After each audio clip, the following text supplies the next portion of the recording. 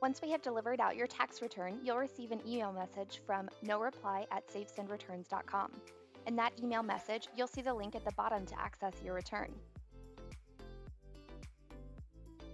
Once you've clicked on that link, you will see this folder in the middle of the screen. Click anywhere on this folder in order to get started. The first thing you will then do is type in either the last four or the first four digits of your Social Security number. Once you click Continue, you will be prompted to request an access code, which will send a one-time code to your email address or mobile device. This code will be good for 20 minutes. Once that code has been entered, you can click Continue. You'll now see the main landing page of your tax return. On the left is a summary of any refunds, overpayments applied, and payments due, along with estimated payment information. Then click here to begin. The first thing that you will see is a message from RBSK Partners. Once you click Continue, if we have included an invoice with this return, you'll be able to review that invoice now. You can either download this invoice now or use our payment portal to pay later. You'll then click Continue at the bottom right. This moves you into reviewing your documents. You'll be able to look through for any filing instructions, your tax return, or any attachments we have included in this return to download.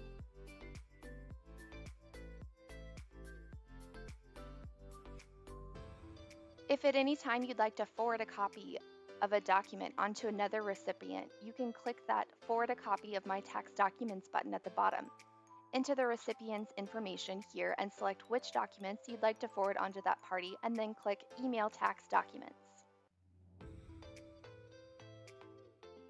Once you've reviewed those documents, you can click Continue. Here you'll either be able to e-sign your file authorizations or select to manually sign those e-file authorizations. Selecting e-sign, you'll first be able to enter your date of birth. Then check this box saying that you've reviewed your tax return and consent to e-sign. If this is a joint return, you'll see your spouse's name listed below and a field to enter your spouse's email address. Make sure that you've entered the correct email for your spouse. After you e-sign, they'll get a copy so they can e-sign as well.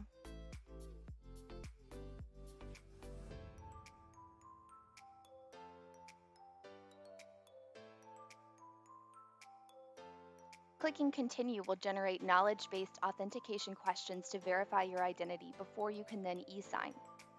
Once you've passed, you can begin the e-signing process by clicking the Start arrow at the top. This will move you down to each signature field. You can click in the signature box, and when you do, you'll see that your signature is already generated, or you can choose to draw in and then click Apply. Then click Next to move to the next signature field.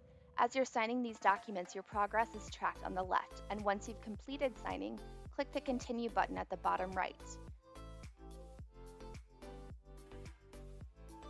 Here you'll see one last chance to verify your spouse's email address. Then click Continue on to move to the last section, which is making any payments within the system. On the left, you'll see any payment you might need to make with the due date, the authority, and amount listed.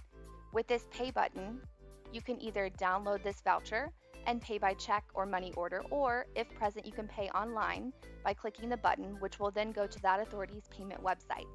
You'll also be able to download all your vouchers or filing instructions here. And at the top, you can set when you'll even receive email reminders. That way you'll be reminded to make those payments before they're due. If we've included any invoice with your return, it will also appear at the bottom left here, and you'll be able to click Pay.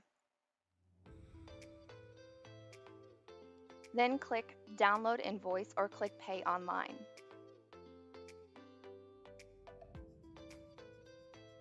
Once you've finished the process, select Done. Then you're able to view or download any of your documents, as well as always go back into the system to make any additional payments.